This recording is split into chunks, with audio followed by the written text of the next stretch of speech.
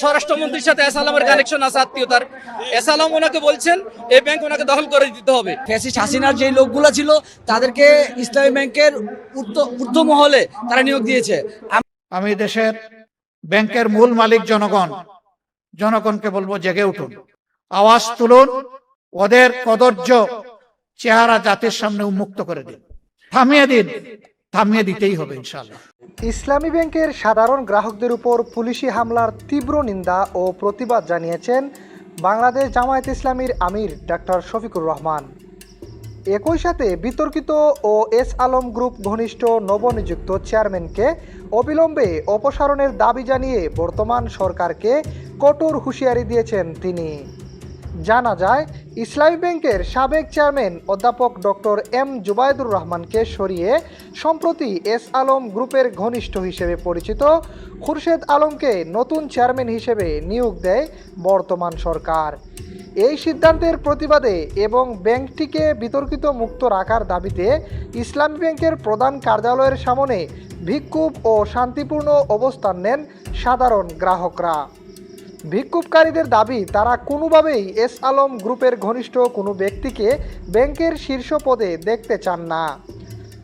প্রত্যক্ষদর্শীরা জানান, আন্দোলন চলাকালীন পুলিশ বিক্ষোভকারী গ্রাহকদের উপর চড়াও হয় এবং নির্মমভাবে লাঠিচার্জ, টিয়ারশেল ও পানি কামান ব্যবহার করে। এক পর্যায়ে পরিস্থিতি নিয়ন্ত্রণে বুলেটের ব্যবহারও করা হয়, যার ফলে বেশ কয়েকজন সাধারণ গ্রাহক গুরুতর আহত হন। পুলিশের এই অ্যাকশনকে বর্বর হামলা আখ্যা দিয়ে জামায়াত আমির ডক্টর শফিকুর রহমান বলেন, আপনারা দেখছেন কিভাবে একটি সুনামধন্য এবং দেশের সাধারণ মানুষের প্রিয় আর্থিক প্রতিষ্ঠানকে ধ্বংসের শেষ প্রান্তে নিয়ে যাওয়া হচ্ছে। ইসলামী ব্যাংক এদেশের কোটি কোটি সাধারণ মানুষের আমানতের প্রতীক, অথচ বিগত দিনে একটি বিশেষ লুটেরা গোষ্ঠী এস আলম গ্রুপ এই ব্যাংকটিকে প্রায় দেউলিয়া করে ছেড়েছে।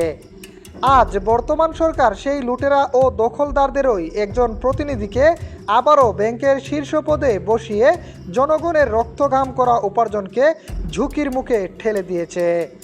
তিনি হুঁশিয়ারি দিয়ে বলেন, বর্তমান সরকার যদি অবিলম্বে এই বিতর্কিত সিদ্ধান্ত থেকে সরে না আসে এবং গ্রাহকদের অধিকার ফিরিয়ে না দেয়, তবে দেশের আপামর জনতাকে সাথে নিয়ে এই আর্থিক আগ্রাসন ও জুলুমের বিরুদ্ধে তীব্র গণ আন্দোলন গড়ে তোলা হবে।